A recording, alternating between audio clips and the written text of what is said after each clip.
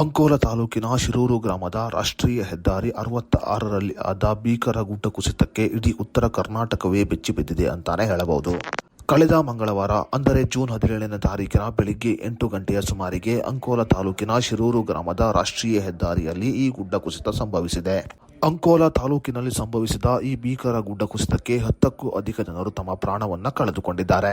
ರಾಷ್ಟ್ರೀಯ ಹೆದ್ದಾರಿ ಕಾಮಗಾರಿಯ ಉದ್ದೇಶದಿಂದ ಅವೈಜ್ಞಾನಿಕವಾಗಿ ಮಣ್ಣನ್ನು ತೆಗೆದಿರುವುದು ಈ ಗುಡ್ಡ ಕುಸಿತಕ್ಕೆ ನೇರವಾದ ಕಾರಣ ಎಂದು ಹೇಳಲಾಗುತ್ತಿದೆ. ಈ ಭೀಕರ ಗುಡ್ಡ ಕುಸಿತದಲ್ಲಿ ಸಾಕಷ್ಟು ಜನರು ಮಣ್ಣಿನಲ್ಲಿ ಹೂತು ಹೋಗಿ ತಮ್ಮ ಪ್ರಾಣವನ್ನ ಕಳೆದುಕೊಂಡಿದ್ದಾರೆ.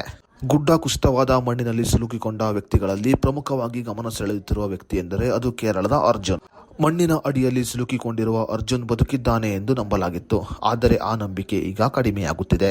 ಸತತ 75 ಗಂಟೆಗಳಿಂದ ಕಾರ್ಯಾಚರಣೆ ಮಾಡಲಾಗುತ್ತಿದ್ದರೂ ಕೂಡ ಮಣ್ಣನ್ನು ತೆರವುಗೊಳಿಸಲು ಸಾಧ್ಯವಾಗುತ್ತಿಲ್ಲ.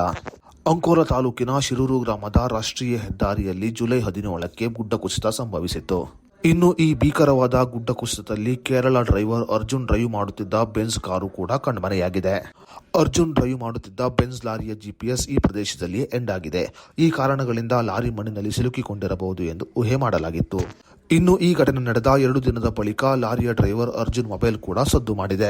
ಅರ್ಜುನ್ ಬಳಸುತ್ತಿದ್ದ ಮೊಬೈಲ್ ಸದ್ದು ಮಾಡಿದ್ದ ಕಾರಣ ಆತ ಬದುಕಿರುವ ಸಾಧ್ಯತೆ ಇದೆ ಎಂಬ ಭರವಸೆ ಕೂಡ ಮೂಡಿತ್ತು. ಇನ್ನು ರೆಡಾರ್ ಮತ್ತು ಮೆಟಲ್ ಡಿಟೆಕ್ಟರ್ ಬಳಸಿ NDRF ತಂಡ ಕಾರ್ಯಾಚರಣೆ ಮಾಡಿದರೂ ಕೂಡ ಅರ್ಜುನ್ ಚಲಾಯಿಸುತ್ತಿದ್ದ ಬೆನ್ಸ್ ಲಾರಿಯ ಸುಳಿವು ಸಿಕ್ಕಿಲ್ಲ. ಲಾರಿಯನ್ನ ಪತ್ತೆ ಮಾಡಲು ನೌಕಾಪಡೆ ಕೂಡ ಕಾರ್ಯಾಚರಣೆಯನ್ನ ಮುಂದುವರಿಸಿದೆ. ಅದೇ ರೀತಿಯಲ್ಲಿ ಅರ್ಜುನ್ ಚಲಾಯಿಸುತ್ತಿದ್ದ ಭಾರತ್ ಬೆನ್ಸ್ ಸ್ಟಾರ್ಟ್ ಆಗಿದ್ದರೆ ಅದರೊಳಗಡೆ ಅರ್ಜುನ್ ಇದ್ದರೆ 10 ದಿನಗಳವರೆಗೆ ಬದುಕುಳಿಯುವ ಸಾಧ್ಯತೆ ಇದೆ ಎಂದು ಹೇಳಲಾಗುತ್ತಿದೆ. ಅರ್ಜುನ್ ಲಾರಿಯ ಒಳಗಡೆ ಇದ್ದರೆ 10 ದಿನಗಳವರೆಗೆ ಆತ ಸುರಕ್ಷಿತ ಎಂದು ಲಾರಿ ತಯಾರಿಸಿದ ಕಂಪನಿ ಹೇಳುತ್ತಿದೆ.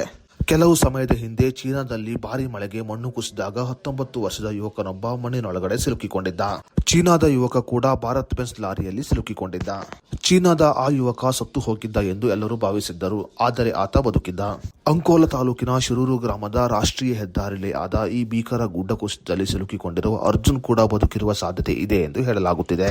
ಸದ್ಯ ಬೆನ್ಸ್ ಲಾರಿಯಲ್ಲಿ ಸಿಲುಕಿಕೊಂಡಿರುವ ಅರ್ಜುನ್ ಅನ್ನ ಹುಡುಕುವ ಶೋಧ ಕಾರ್ಯ ನಡೆಯುತ್ತಿದ್ದು, ಅರ್ಜುನ್ ಒಂದು ವೇಳೆ ಬದುಕಿದರೆ ಇದೊಂದು ಪವಾಡ ಅಂತ ಹೇಳಬಹುದು.